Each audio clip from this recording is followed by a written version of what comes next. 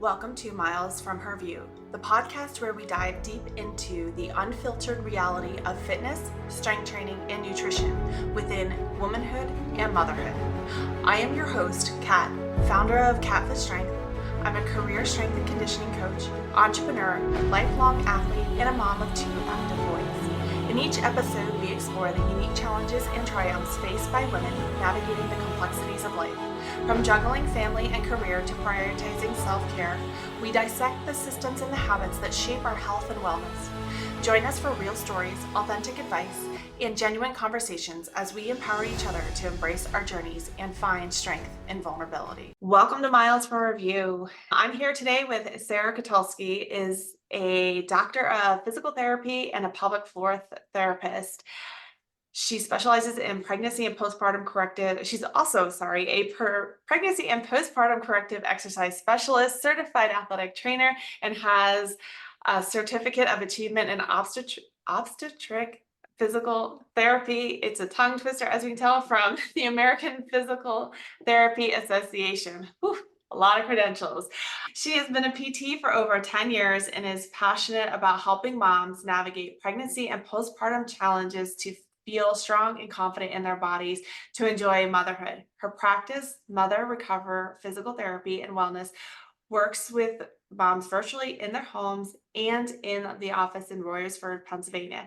She's also a mom of 2 little boys, a wife to her high school sweetheart, and enjoys the beach, sports, and exercise. Wow, you do it all. That's all your credentials are incredible, and I'm so excited you're here today to Thank you for share your having me. knowledge. Absolutely. So I know I gave a brief overview, but how did you get to where you are, and how did you land on the passion and like turning your passion into the profession that you're in? Yeah.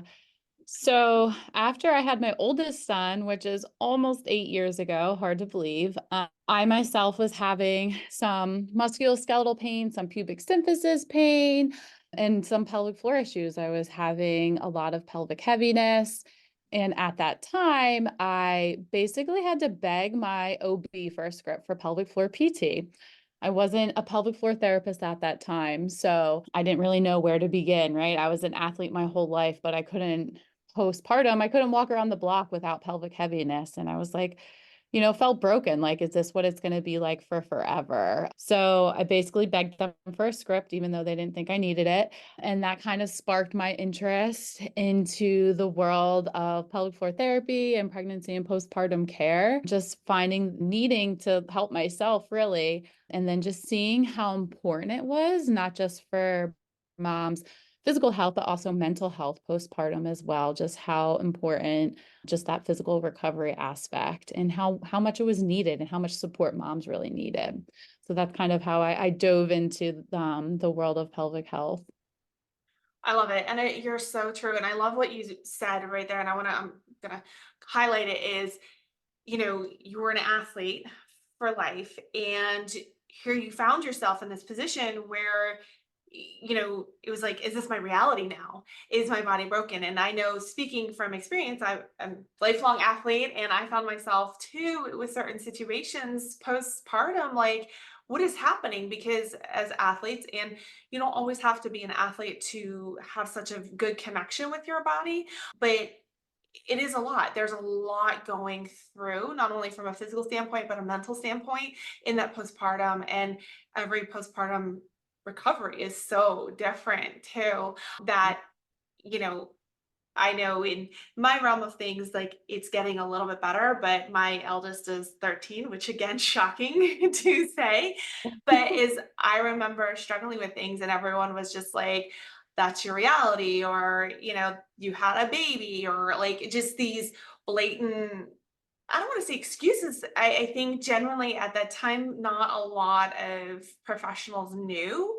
And that was frustrating, and, left me with being the athlete and the person who's like, no, this is not my new normal because I'm stubborn and everything Right. else. It was like to figure things out. So I love Right. that. Mm. And I'm also a boy mama too. I don't know if you knew that. I have 2 boys Oh, too. yeah, yay. Big So fan. I Yeah. think especially like my kids are like so super active and they're really getting in sports and stuff like that. So I want to be there. I don't want to be, not playing catch or not jumping on the trampoline because of my pelvic floor. So that was, another big thing for me. And just with my patients, I say like your pelvic floor shouldn't limit your participation in life or motherhood. 1,000%. And one of the things I hear from clients is, and some, I don't want to say are shocked because I don't want to put words, but they are intrigued when I question about the pelvic floor if they're comfortable. I don't force questions upon, but because it is so integral, and one of the things that I see in many different spaces is leaking in exercise is sometimes praised in a badge of honor because you're pushing yourself so hard, or it's, oh, this is my reality, or this is not common, so it's okay, but it's not okay. This Mm-hmm. is not Right. your reality. So I'd love to hear your expertise on that. Yeah, yeah. And I think leaking during exercise is so much more common than we think. So I think also to keep in mind is that a lot of people leak during exercise that have never been pregnant or have given birth. About 50% of adolescent female athletes leak during sport or exercise. About 45% of CrossFit athletes do as well too. So it is super common during activity, during movement. It's not just, isolated to that pregnancy and postpartum time period. One of the biggest risk factors for having urinary incontinence postpartum is having it develop during pregnancy.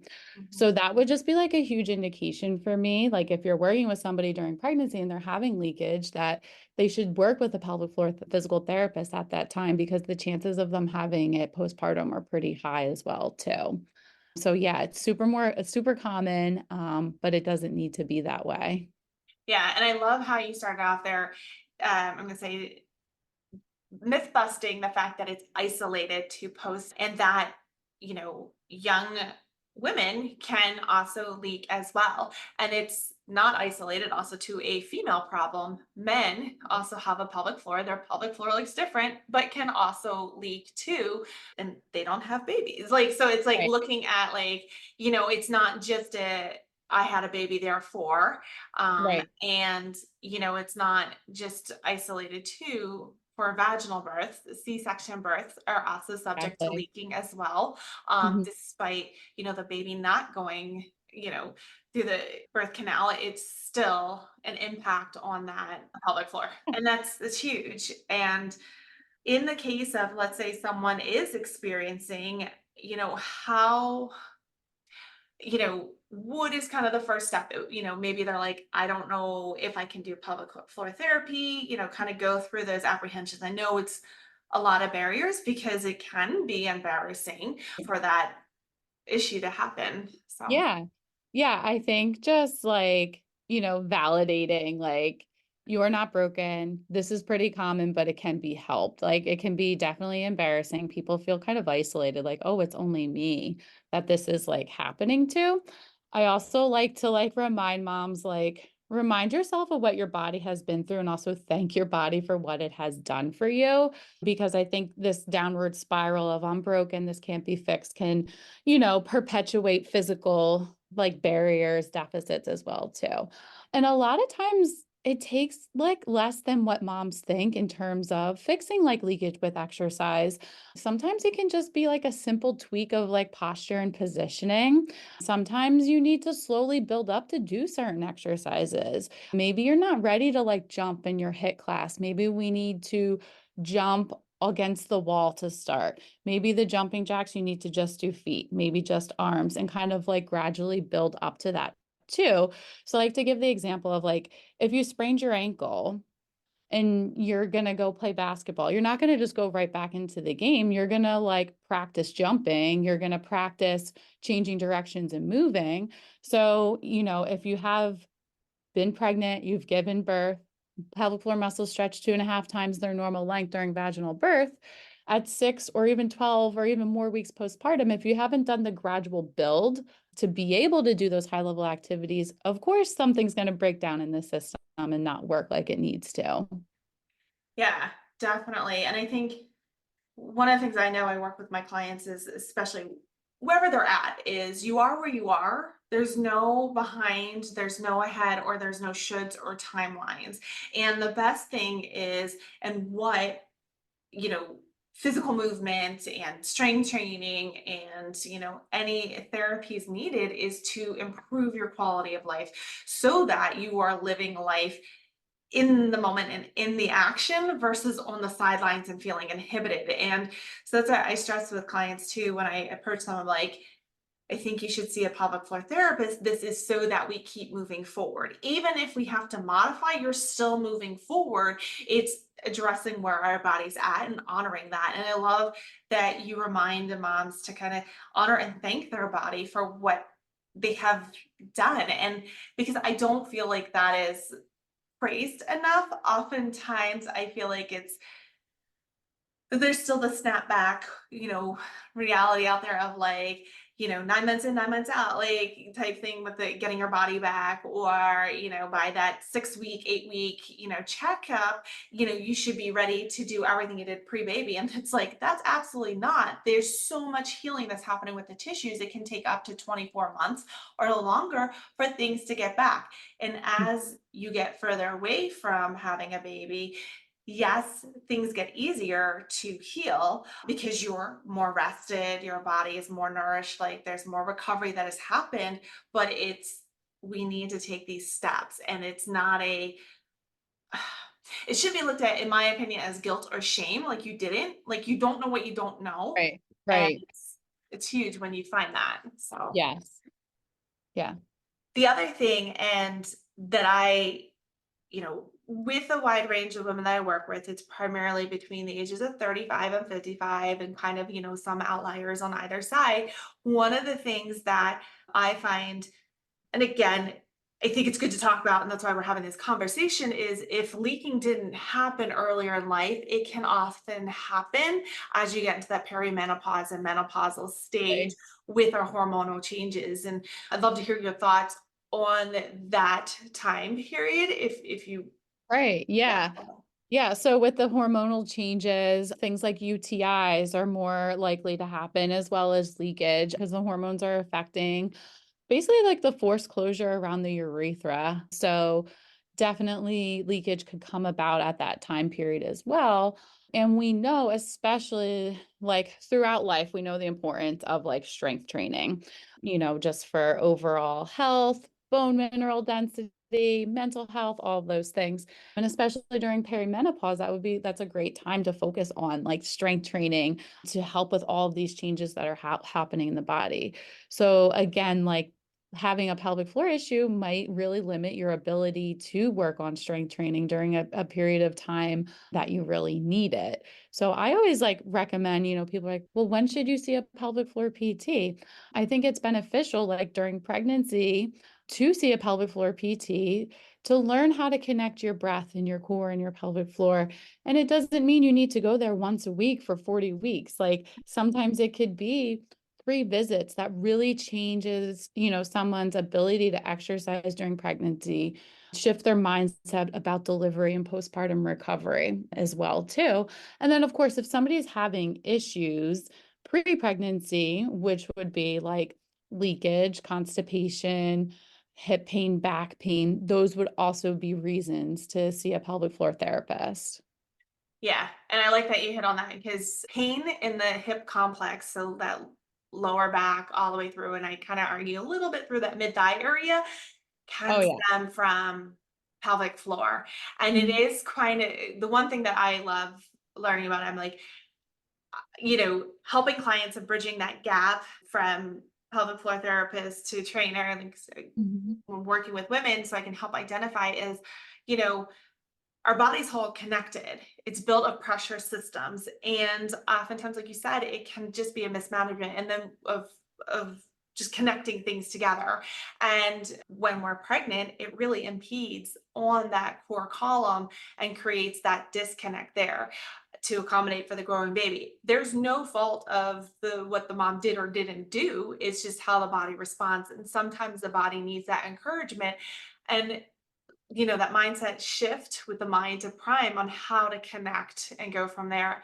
I know several of my clients who have done pelvic floor therapy throughout their pregnancies and working with me. And I work closely with, as long as I don't say as long as I know that pelvic floor therapist, but if they are willing to kind of work along with me, they've had easier deliveries and it's been subsequent pregnancies and deliveries. And they're so happy with their recovery because they are getting that extra, I call it like complete care for them. And they're feeling good. They have more energy. They are more rested. They don't feel disconnected from like top and bottom and like this ambiguous middle bit, that's happening. So it's huge. I'm a big proponent, clearly. Yeah.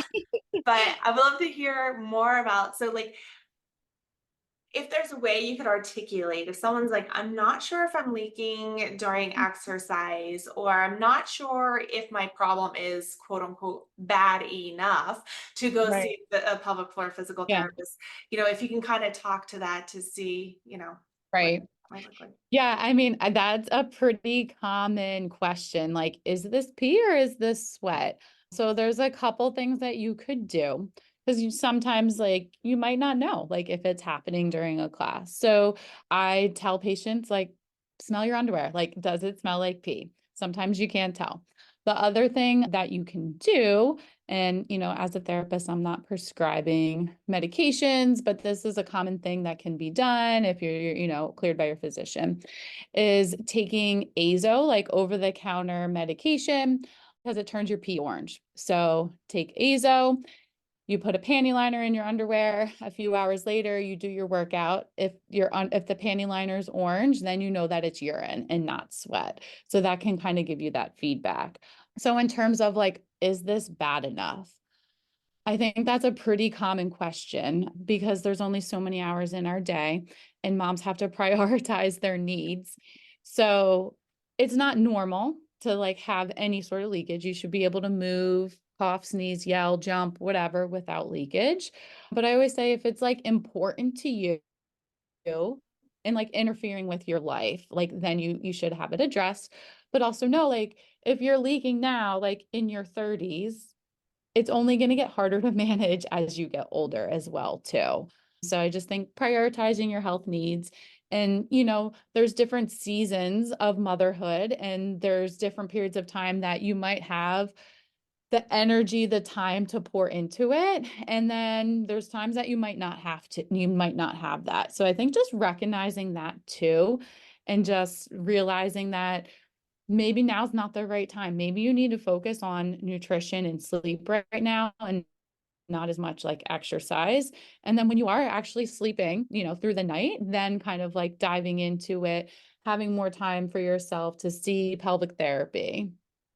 Yeah, I like what you said right there because I see from my side of the table, so to speak, that overwhelm, and I'm guilty too. Where it's like I have to do all these things, but there's not a lot of time. So how do I prioritize? And you know, and I think it's huge that it's like it doesn't mean that it can never happen, but just really, and like I see this with my clients or when I discuss like with leads like who are looking to engage in a workout program where maybe that's not the best thing for them. Maybe they need to prioritize rest so that when they're ready and their plans shift, it happens. Or, there have been times with clients where I'm like, you need to prioritize, pelvic floor therapy, you need to prioritize other things. And it's not that you can't do exercise. It's that is where I want you to put your time because then our time becomes even uh, not more valuable, but we can be more Right. productive with Yeah. it. Right. Right. Because the body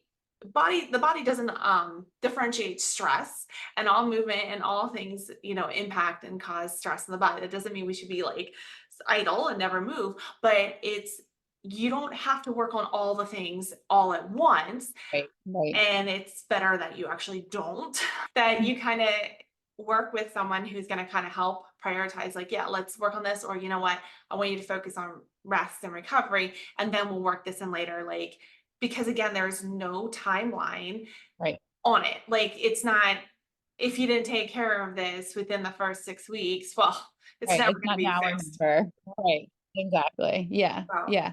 Yeah, definitely not now or never. People can make improvements at any point in their life. I will say that if somebody has leakage at 3 months postpartum, they have like a 92+% chance of having it at 5 years postpartum. So pelvic floor issues are pretty common, but they can be persistent if you don't have intervention, to help them. Yeah. Yeah, definitely. And it is yeah, huge to kind of prioritize that. That's why I know in my intake form, I do ask clients again, it's an optional question because from being in an area where I have not had the support and had to go digging for it, I understand not every person, like you just don't know what you don't know. And so if I can help lead someone to that and Mhm. have their time and investment of their hard-earned dollars go to a place that's going to help them first and then we can address, I think that is huge. And you know let's say women's healthcare has not been the best. It's getting better as far as like, and especially that postpartum. Like, I wish if I had all the time in the world, I would fight to totally reorder where that 6 to 8 week clearance would not Right, be there. It would right, be right. restructured to you're going to have, the you're going to work with a lactation consultant Mm. for, whether breastfeeding or bottle feeding and helping you get on that management with the care for your baby. You're going to get that pelvic floor therapist immediately so that you are feeling good in there and you're kind of getting yourself set up and recovering because as you know, when we go through pregnancy, your entire body changes and then you're thrusted into motherhood Mhm. and expected to, I hate saying this, but snap back without Right. You have to take care. care of a newborn. Yeah. Exactly. And most often in a recovery, tissues are jeopardized, whether there's natural tearing, an episiotomy, or a C section, which is a major surgery. Right. And these things you need care and level. And it's one of the only, and the way healthcare defines it is it's flew out of my brain, but it is a major event. It is a major medical, not, but A challenge that you go major, through. yeah, Yeah. right. So, and It's it's like, there's, probably like the biggest hormonal changes that will ever happen to you. And also just the biggest changes in your body. It's like when you give birth in such a short amount of time. Yeah. And I think just like shifting the mindset around that 6 week clearance. Like it is a medical clearance and not thinking 6 weeks means I can go run now. 6 weeks mean I can go back to the gym and do group exercise rather than 6 weeks means that I'm medically cleared to do a little bit more. And you can actually do some gentle mobility work prior to the 6 weeks as well, too, which people, don't realize, which is why I love like doing early postpartum visits when moms get home from the hospital and just going over just things of like how to take care of your body while you're taking care of a newborn, how to pee and poop a little bit easier, and just realistic expectations for postpartum recovery. Like when you go to that a 6 week appointment, it doesn't mean go back to that group fitness class. It doesn't mean do exactly what you were doing before. It means kind of really focus on like getting stronger. yeah, I love that. I love that. It is with clients who I've worked through their pregnancy with, I have them. So whether I see a client in person or only virtual, they have access to the app. And so I always tell them, like, that 68 week period, I don't collect payment from them, but I'm like, you have access to, for lack of better terms, workouts. But really, it's focusing on breathing. It's focusing on connecting. It's Exactly. how to get in and out of bed. It's how to set yourself up for breastfeeding, bottle feeding, and with the positioning. And in the last 4 to 6 weeks and all the way throughout the pregnancy, I'm coaching like, this is how we stand for the body. This is how, we want to work here. When you are, we incorporate exercises that other people who are not in that, prenatal postpartum, it's all working on loading the body so that the mom feels better. And why I keep them on the app is so that they have support in time of high need. It's like, I'm not, yes, I would do this for free. We would all probably do what we want for free, but that doesn't help keep, a roof over our heads, food in our belly, but it's like, this is your time of need and this is how I can support Right. you so Yeah. that if and when you're ready to restart, I'm here. If you do nothing during that time, fantastic. Like Mhm. we can Mhm. still Which I move think on is from that. huge because I just, just having those like little tips of like how to get in and out of bed, how to like reestablish that breath core connection just goes such a long way in preventing, further pelvic floor issues. So I feel like that's so important. And I think postpartum is this period of time that it's like the biggest change in your life at a period of time that you need the most support possible, but you tend to have not enough support. So I love that you do that. That would be amazing. Yeah. Yeah, it is huge. And like you said, not a lot of people have support during that time. And it is tough. It can be very isolating if you don't have that support and Mhm. not to shift gears, but I'm going to shift gears a little. I would love to hear you talk about, working with moms virtually with pelvic floor Yeah. and like other aspects of therapy, because that is something I know with kind of getting into this, and I hear from people like, well, where do I go? What do I do? I really want to work Right. with this person, but they're not close to me. And so kind of how would a virtual pelvic floor session look like? Yeah. Yeah.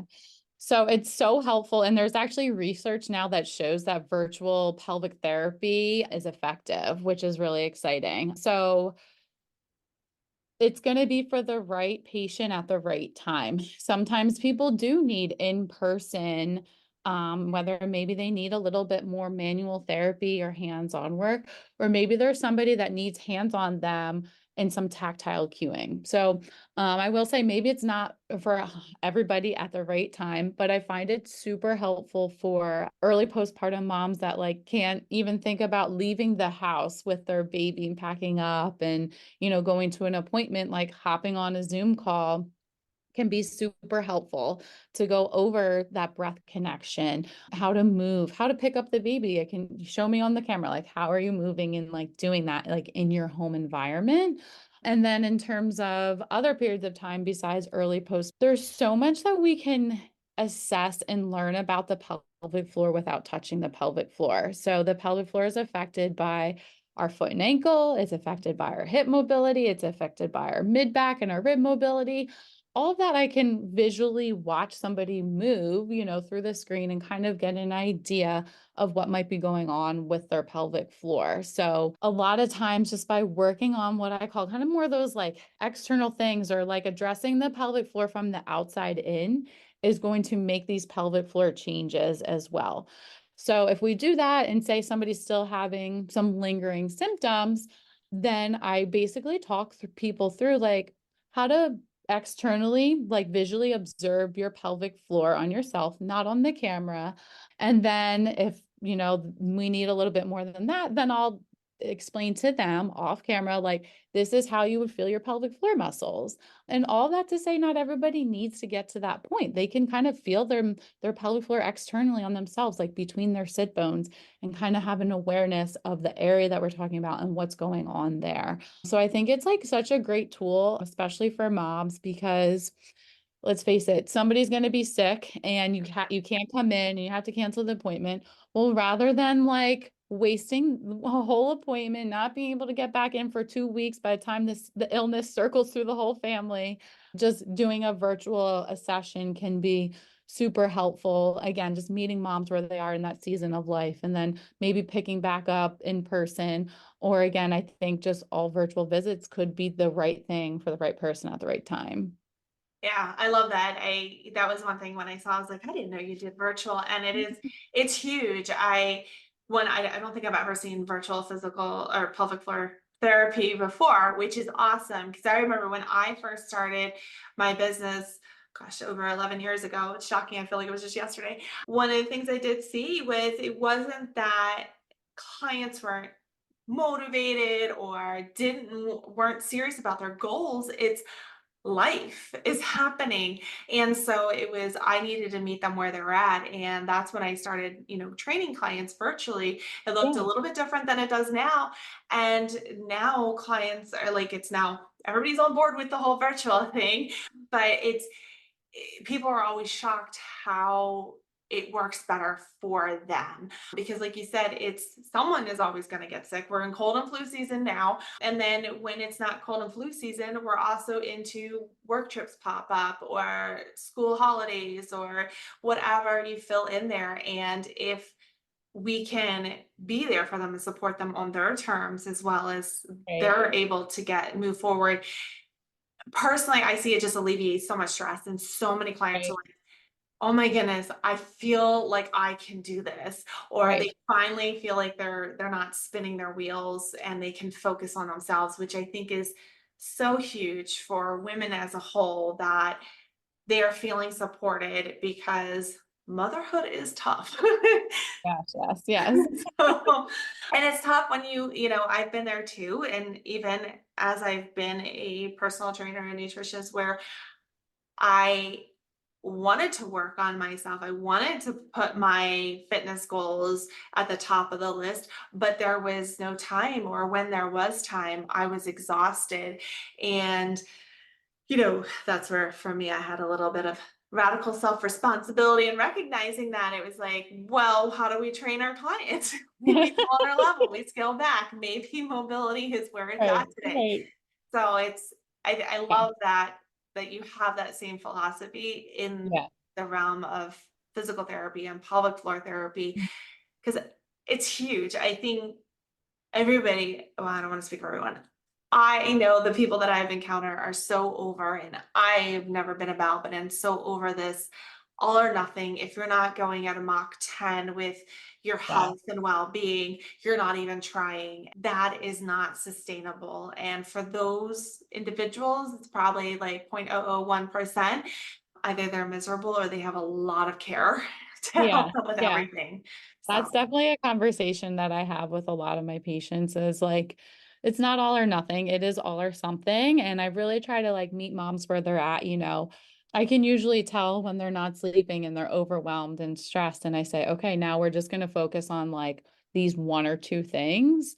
And in 2 weeks, we'll see where you're at. If you need more or less, we'll adjust it. Or maybe they're in this season of like, I'm sleeping better. I have more time. I need like, more structured like exercise program. So I think it's just important to kind of like meet them where they're at and what they need, at that time. yeah, that's awesome. What are I hate to say some of your favorite, but like pelvic floor exercises that Yeah. you enjoy? And I know there's no one size fits all. Every person is Yeah. different. But things that are kind of that you're like, these are really good, and not as a takeaway for anyone listening, but just things Yeah. that you find Right. that are good.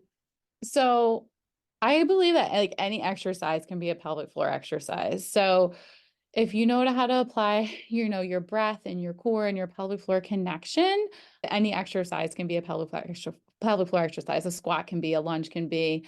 So I kind of go through like a stepwise progression with my patients of like step one, connecting with the pelvic floor. Do you even know where the heck it is? Like, what is the pelvic floor?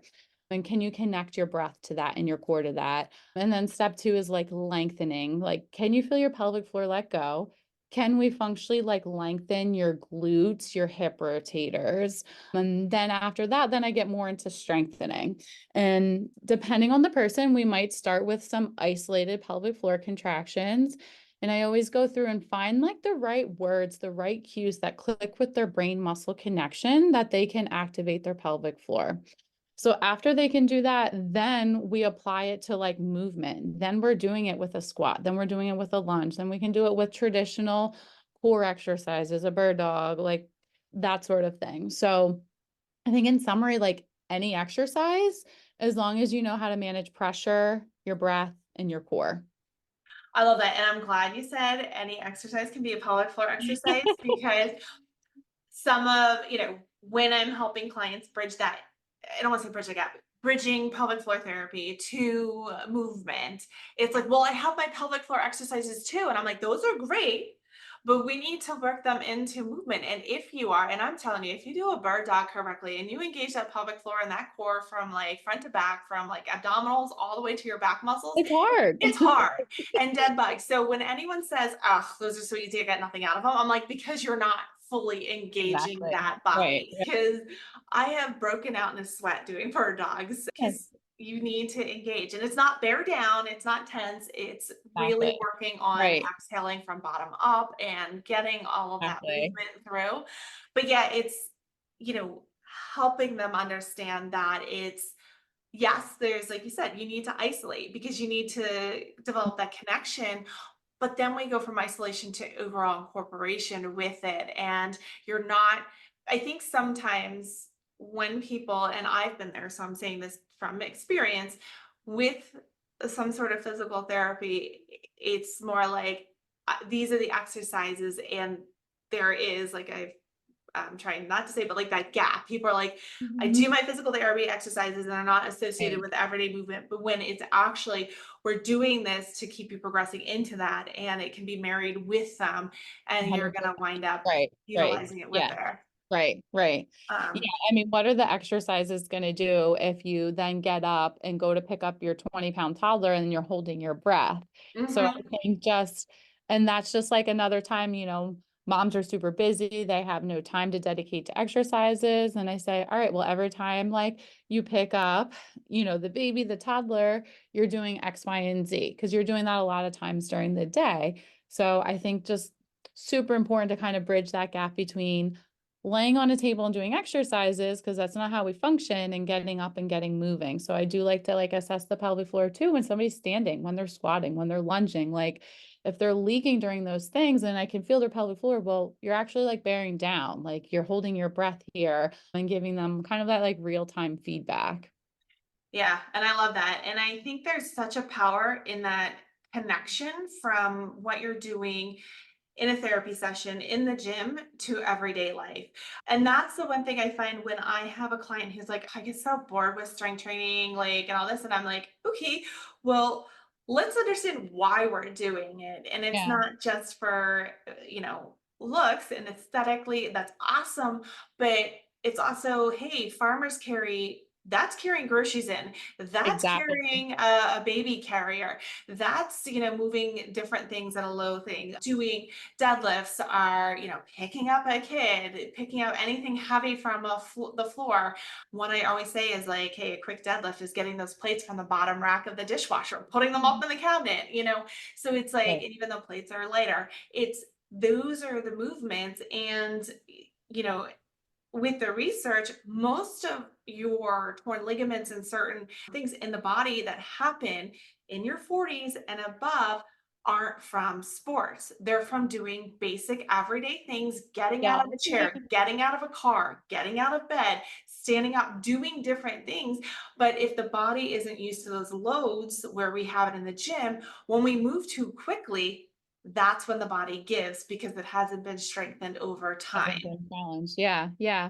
Which is another reason I think like strength training during pregnancy is so important. And I think sometimes people are a little bit intimidated by that. Well, like I've never lifted weights before. I never exercised before. Now's not the time to do it, but it actually is the time to do it because pregnancy is hard.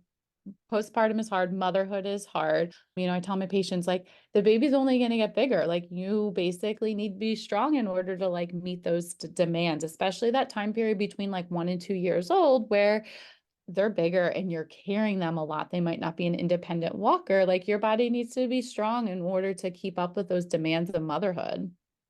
Yeah, and I will full-heartedly agree with that. I had two completely opposite pregnancies. My first one, I worked out and strength trained all the way through and was super, super active. My second pregnancy was a high-risk pregnancy where from the time I was pregnant, I was on modified bed rest, then to complete bed rest, and I could not be active. And I will say, kind of throwing this in there, I gained more weight with my first pregnancy than I did my second one. Don't know why, because I ate worse with my second one. But I had the hardest time coming back from my second pregnancy Mhm. than my first pregnancy. That's not to say I, waltzed through everything super easy the first time. There were some bumps in the road, some aches and pains that I needed to overcome and whatnot. But with my second one, I felt it in my body longer. I Mhm. felt certain things as I got active, after the pregnancy, things it was just harder on my body. And, you know, I couldn't work out and, because of medical reasons, and that was fine. But that is one thing I kind of rest on is like, if you have a program that is designed for the trimester that you're in and for you, it's going to help be effective. So If you are much. working with someone who is kind of ear to the ground, like knowing that, okay, pubic pain could happen, or did you have any of these symptoms in your previous pregnancy? Not that they may not happen the next time, to help pull in pelvic floor, there, oh my God, pelvic, it's going to get you back faster. And that's not the whole goal, but you're going to feel better. You're going to have a Feel better better. quality of life. Exactly. Right. Like, Yes. and that is, I've seen it with my clients where they're like, I didn't work out during this pregnancy, whether it was the first or second, and now it's their third or fourth. And they're like, wow, this was so much better. And it's like, yes, the body is meant to move and move in a way that works with it. And, it's so, so helpful. And I totally get, and, I will say for anyone listening who is in a high risk pregnancy or on bed rest for whatever reason, is allow for that patience and time. Like the body is so resilient, it can come back from so much. And it's hard. Been there. It's Right. hard to meet yourself where you're Absolutely. at. Mhm. And the one thing I know that I'm going to say I was the luxury and advantage is I was in the business. So I was able to be like, I need to phone this person. I need to get this. And I was able to put a care plan together for myself because I knew. And so that's where the one thing I know I advocate with the moms that I work with and the women is, if it's bothering you, seek out answers. A life Right. of Right. pain is not, it's Not a not badge of great. honor. Right. Yeah. It's, and don't push through. Listen to your body. It's going to whisper to you, but it shouldn't be screaming. And it's not fun to have your quote unquote, I see it all the time on social media, is your check engine light on. That's again, not that badge of honor. Is like, don't brutalize your body, Right. assist your body. And that's why Right. these, Yeah. physical therapy is out there, or working Mhm. with the trainer who can be like, hey, you know what? We just need to adjust here, or you need to push yourself here. Right. And Yeah. I think too, like that population that might be on like modified bed rest can also be like so overlooked because really just getting details from your physician of like, all right, like what can I do? Right. Like I just had a patient that was having back pain, not like 9 months pregnant on modified bed rest. And she was able to do like a couple sideline exercises that helped relieve her back pain. So just also not thinking of like, I can't do anything because like I'm on bed rest. There might be certain things that you are allowed to do. Breathe. I'm sure you can do deep breathing and some core Yeah. connection and things like that. And that can really go a long way because I think the mental aspect of being on bed rest as well is really hard, especially if you're there for months. And just being able to move your body in a safe, pain-free way, I think could be super important to somebody.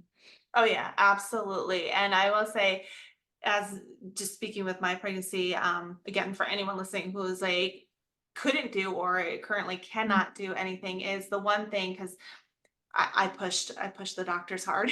I was like, can I do anything? They're like, no. And I'm like, how about diaphragmatic breathing? Yeah. I'm like, they're like, okay, that's fine. You need to breathe. And that was one thing I just remember it being a really great meditative, not really formal, just practice of like when things got stressful with the risks of the pregnancy, was I'm going to turn to breath work. And it allowed, you know, for me personally speaking, kind of that central nervous system to stay calmer. And then I Which is remember, helping your pelvic floor. Yes. yes. And I remember when I was admitted to the hospital and being on hospital bed rest, that the nurses all were intrigued. And then so we wound up having like, I'm gonna say for lack of better term, the impromptu breathing circle. They would come into my Yeah. room and like would be working on breathing and like working on diaphragm and like, and I know that helped me so much, Mhm. especially in the beginning when my son was in the NICU. And again, I'm a achiever. I'm like, I'm gonna push my body. At the same point, I'm gonna listen. But like getting out of bed, getting myself up to the NICU, because the core felt more supported. Yes, there was Yes. pain. There was a lot of stuff with that because I'd had a major surgery, C-section again. Like, so it was having that there, like the breathing and the diaphragmatic breathing was so helpful from a mental and a physical Right. standpoint that that is, and again, check with your doctor, but you do have to breathe in life. Yes. So, Like, that was the one exercise I could do that right. And helped. that like went a long way. Yeah. Yeah. Yeah. And kind of going off on like the nervous system connection to the pelvic Mhm. floor, like the pelvic floor is kind of unique in how it works with the nervous system and also just how the pelvic floor works in general. The muscles are like anticipatory and they're reactive. So isolated pelvic floor strength is not a prediction of if you'll have leakage or not. Like somebody could have great strength of their pelvic floor, but still have leakage because of how they're moving, maybe the timing of the contraction, maybe are they getting more superficial versus deep layers or anterior versus so the pelvic floor, there's different layers to it and it's not just is it strong or weak, right? Like it's about coordination, timing, and pressure management. So it's kind of like a side tangent about like the nervous system and the pelvic floor connection there. And I'm glad you mentioned that. And I think I think there's a people don't know about how that relates, the nervous system with that. And even the nervous system with your whole skeletal muscle system, how it all relates, but definitely the pelvic floor, it's huge. And there's so much we could cover. There's so many more. Yeah. I have a ton of questions, but I do want to be mindful of our time and we will have to have you back because I'm sure more people have questions as much as we know, you more so dealing with it every day and me being in the business and trying to stay up with all the research. I think more conversations need to happen because more people are discovering like pelvic floor and understanding it far beyond, which we didn't even get to Kegels or anything like that, which is totally Yeah. fine, but Yeah. far beyond just Kegling. And so it is just so huge. And I appreciate you sharing everything. And where can people find you? Yeah, so on my website, motherrecoverpt.com or on Instagram, motherrecoverptw, call, text, yeah, any of the above. Yeah, absolutely. And I will put that in the show notes down below so that everyone can have access to that. And awesome that she does virtual pelvic floor therapy. So if you are not local to Warriorsburg, Pennsylvania, you can definitely book a virtual session with her and get to know and ask questions. I mean, I want to stress is you don't know what you don't know. And there is no anything that's bugging you, there's nothing too small. Get feedback from someone who is a professional and expert in that field to help, because you are the authority on your body and that needs to be addressed. And it's whatever's going on is not just because you had a baby or you were a certain age. That is not a diagnosis. That's an excuse for looking further, in my humble opinion. Yeah, yeah. And I would just add like kind of like don't let the fear of like what pelvic floor therapy may intimidate you from going, right? Like it's Yes. sensitive topics, but just building that like relationship and rapport is like super important. Like number one, you should be comfortable. And number two, like I said earlier, sometimes we don't need to touch your pelvic floor to help you. Like it doesn't always involve an internal assessment because there's so much going on in your body that's going to affect your pelvic floor too. So that unknown of what is pelvic floor therapy, the embarrassment that can kind of be associated with that. Don't let those be limiting factors because your pelvic floor health is your overall health too. So it's you just kind of taking care of you. Yeah, absolutely. Absolutely. Oh, this is so great. And I'm sure everyone is going to enjoy listening and get a lot out of it. And we will definitely have you on again to go deeper into these topics Great. and Yes. go from Thank there. you. You're welcome. Thank you so much.